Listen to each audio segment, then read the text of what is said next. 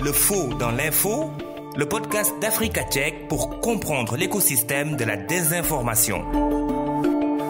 Bonjour, je suis Maria Mathiam. Merci d'écouter Le Faux dans l'info, votre nouveau podcast produit par Africa Tchèque. Vous connaissez bien évidemment le travail de vérification des faits que mènent les équipes d'Africa Tchèque depuis des années maintenant en Afrique. Ce podcast vous propose de comprendre comment les vérificateurs de faits procèdent pour démêler le vrai du faux, les challenges auxquels ils font face et les difficultés auxquelles ils sont confrontés au quotidien. Les réseaux sociaux sont simples d'utilisation et surtout très communs pour envoyer des informations. Tous les utilisateurs ne prennent pas cependant le temps de vérifier la véracité des faits qu'ils partagent. Alors certains fake news trouvent un terreau favorable grâce aux réseaux sociaux. Dioma Dramé, bonjour. Bonjour. Vous êtes chercheur à Africa Tchèque. Un message WhatsApp a particulièrement attiré votre attention. En pleine pandémie sanitaire, des groupes WhatsApp ont contribué à la propagation d'un faux médicament contre la Covid-19.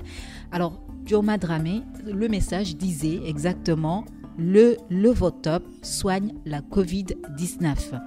Il s'avère que c'est faux. Quels sont les leviers qui vous ont permis justement d'arriver à comprendre qu'il y avait un poteau rose? Effectivement, les gens ne prennent pas le temps de vérifier les messages qu'ils reçoivent via les réseaux sociaux. Et concernant le Levotop, nous l'avons reçu à la rédaction. Et comment nous avons fait pour déterrer le poteau rose? La manière dont on s'y est prise pour démontrer que c'est faux, c'est très simple. On a été donné la parole à des experts. D'abord, un docteur en pharmacie, puis un médecin généraliste. Puis nous avons également posé des questions à une plateforme qui en anglais s'appelle Global Health Lab. C'est une plateforme qui regroupe des experts qui répondent aux questions concernant la COVID-19. Nous avons également consulté pas mal de sites. Le site de Figaro qui présente un peu le médicament et également la base de données publique des médicaments en France.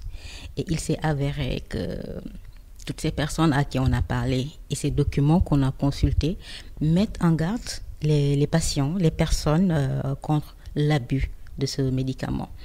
Parce qu'en fait, il s'est avéré que le Levotop est un médicament qu'on utilise contre les troubles respiratoires. C'est un antibiotique très puissant qui utilisé n'importe comment peut s'avérer vraiment dangereux. Là, je reprends les propos du docteur Hassan Diop, qui est le président des syndicats des pharmaciens du Sénégal, qui dit dans l'article, avec ces médicaments, on prescrit, mais on surveille également. Parce que c'est un médicament qu'on ne prescrit pas en première instance, puisqu'il est fort, et que pour ne pas occasionner des résistances aux antibiotiques, donc ils y vont vraiment mollo avec ces médicaments. Merci beaucoup Dioma. Alors on aimerait aussi savoir, est-ce que ça vous a pris énormément de temps ou pas pour réaliser cet article, parce que vous avez cité énormément de sources, que ce soit des institutions, que ce soit des médecins, etc. Donc c'est beaucoup de sources. Est-ce qu'il vous a fallu beaucoup de temps pour réaliser cela? Effectivement, il m'a fallu presque plus de mois, au moins une semaine. Le principal problème se situe à trouver les personnes ressources. Pour les documents et autres, ça a été vraiment très rapide. Maintenant, pour trouver un médecin, un pharmacien qui accepte de se prononcer sur le problème, c'était pas facile. Et c'est un peu paradoxal parce que dans les réseaux sociaux et autres, il y a une page Facebook où l'histoire là du Levotop était le thème du jour. Et beaucoup de personnes, beaucoup de médecins étaient venus s'exprimer, donner des conseils et autres. Mais à chaque fois que je contacte ces médecins-là qui ont pris la parole, c'est silence radio. Comment l'expliquer? Sincèrement, je ne saurais l'expliquer. On a beau leur envoyer le CV de Africa Tchèque, ce que nous faisons, mais on bute toujours sur des refus, des gens qui, apparemment, je me dis qu'ils n'ont pas confiance.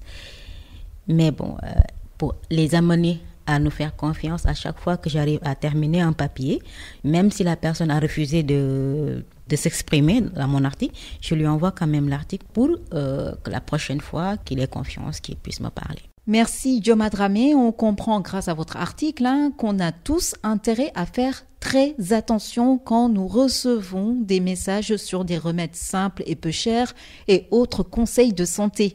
Alors comment repérer tout de suite si le message en question est une fausse information ou non? Des astuces dans une poignée de secondes. Le faux dans l'info, la boîte à outils. Samba Djalempa Badji. Il nous arrive tous de recevoir assez souvent des messages contenant des conseils de santé et parfois même accompagnés de remèdes miracles censés guérir toutes sortes de maladies.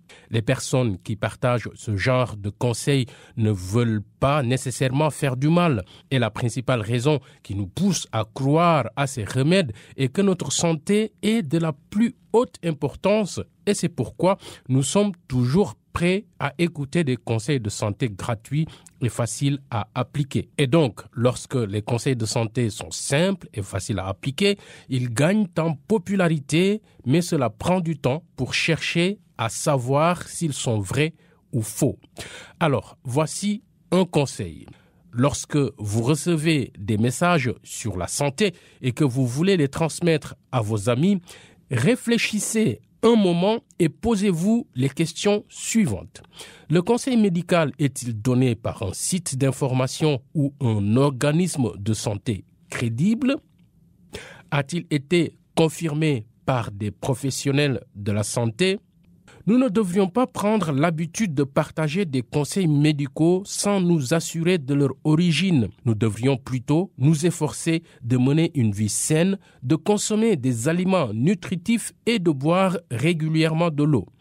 La prochaine fois que vous recevrez un message avec un conseil qui semble un peu trop facile à appliquer, comme boire de l'eau avant de prendre une douche pour prévenir l'hypertension ou de boire de l'eau avant de vous coucher pour aider à prévenir les accidents vasculaires cérébraux et les crises cardiaques, pensez-y à 2 fois. Et surtout, demandez conseil à un médecin.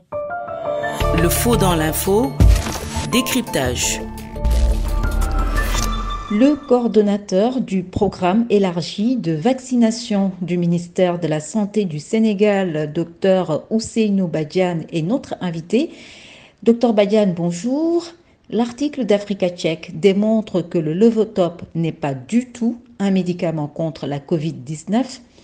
On a constaté qu'il y a eu beaucoup de fausses informations sur de prétendus remèdes contre la Covid-19. Le Sénégal a réceptionné ses premières doses de vaccin le 17 février 2021. Alors, qui seront les premiers vaccinés? Bonjour.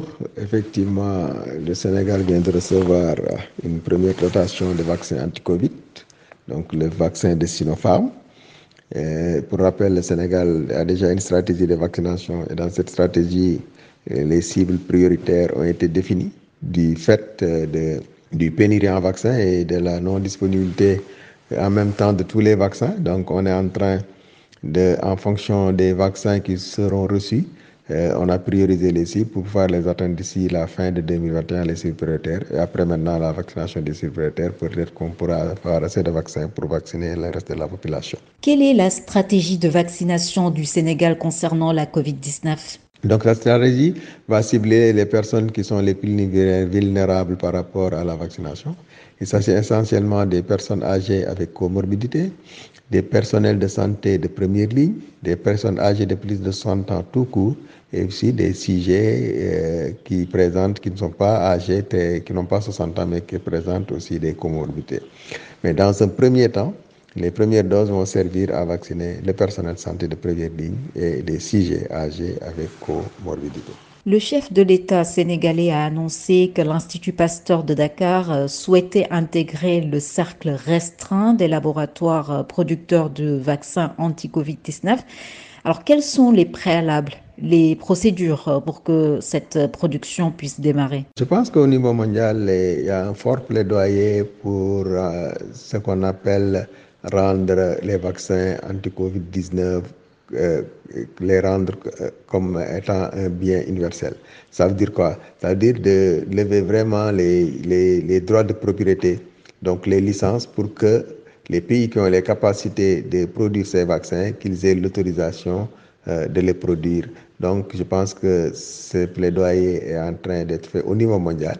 Et si c'est le cas, je pense que ceux qui ont fait et développé les vaccins vont quand même partager la technologie et puis permettre à tous les laboratoires des pays de confiance de pouvoir produire le vaccin afin qu'on ait assez de vaccins pour couvrir la population mondiale, pour pouvoir vacciner tout le monde, pour rompre la transmission du virus et bouter définitivement la COVID-19 hors du monde.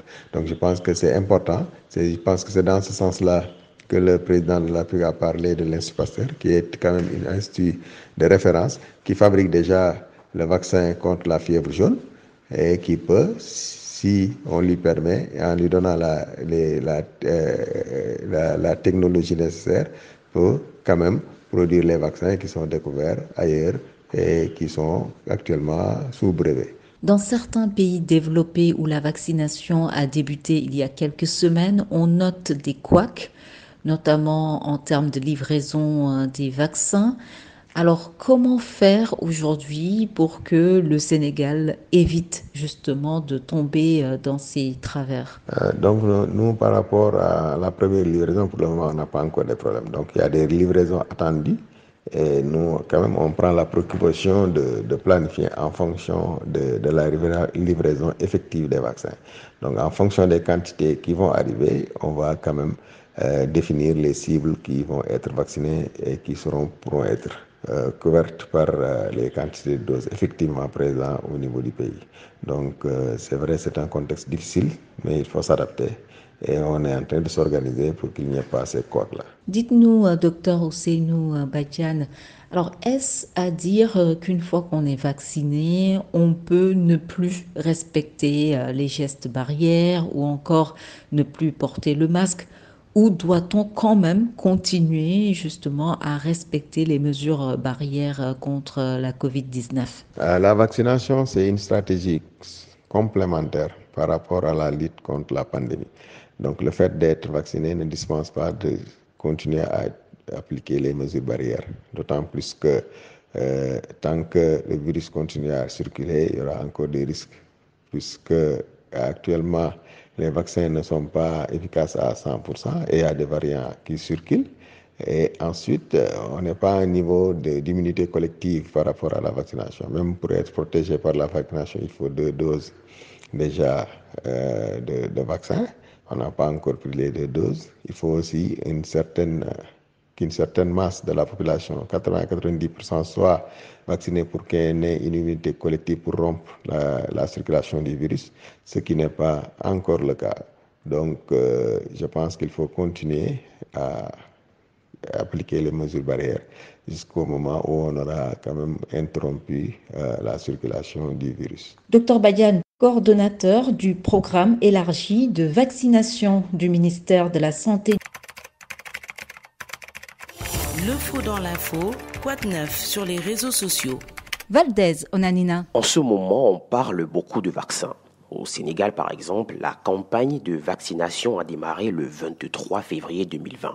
Et au Sénégal, comme partout ailleurs, le scepticisme face aux vaccins contre la Covid-19 nourrit ou se nourrit de la désinformation autour de la vaccination. Plusieurs spécialistes des médias et même de la santé s'accordent à dire que les fausses informations sur les vaccins et globalement sur la Covid-19 compliquent notre sortie de cette crise sanitaire. Pour lutter contre la désinformation sur les vaccins anti-Covid, Facebook vient d'annoncer, début février, le lancement, je cite, de la plus grande campagne mondiale visant à promouvoir une information faisant autorité sur les vaccins. La campagne devait démarrer premièrement aux États-Unis, puis être étendue aux autres pays du monde. Le réseau social le plus populaire au monde annonce plus d'efforts pour retirer les fausses affirmations sur Facebook et sur Instagram sur la Covid-19, sur les vaccins contre le coronavirus et les vaccins en général pendant la pandémie. Et pour ce faire, Facebook a étendu sa liste des idées fausses qui ne seront pas tolérées et qui sont déjà interdites dans les publicités. Cette liste comprend notamment les messages affirmant que la COVID-19 a été fabriquée par des humains, que les vaccins ne sont pas efficaces, qu'il est moins dangereux d'attraper la maladie que de se faire vacciner ou encore que les vaccins sont toxiques ou causent l'autisme. De plus, le réseau social prévient que les personnes qui partagent ce genre de désinformation pourront être bannies de sa plateforme. Les administrateurs de groupes de discussion ont été informés qu'ils devront approuver des messages de membres qui ont tendance à répandre de la désinformation avant qu'ils ne soient partagés. Et sur Instagram, les comptes d'utilisateurs cherchant à décourager leurs abonnés de se faire vacciner seront plus difficiles à trouver. De plus, Facebook dit vouloir aider les pouvoirs publics à communiquer plus efficacement sur les disponibilités de vaccins et les moyens de se faire vacciner. Des plateformes importantes et crédibles collaborent depuis des mois avec les grandes organisations de santé pour mettre en avant les informations qui font autorité sur la crise sanitaire, notamment à travers le Centre d'information sur la COVID-19 de Facebook.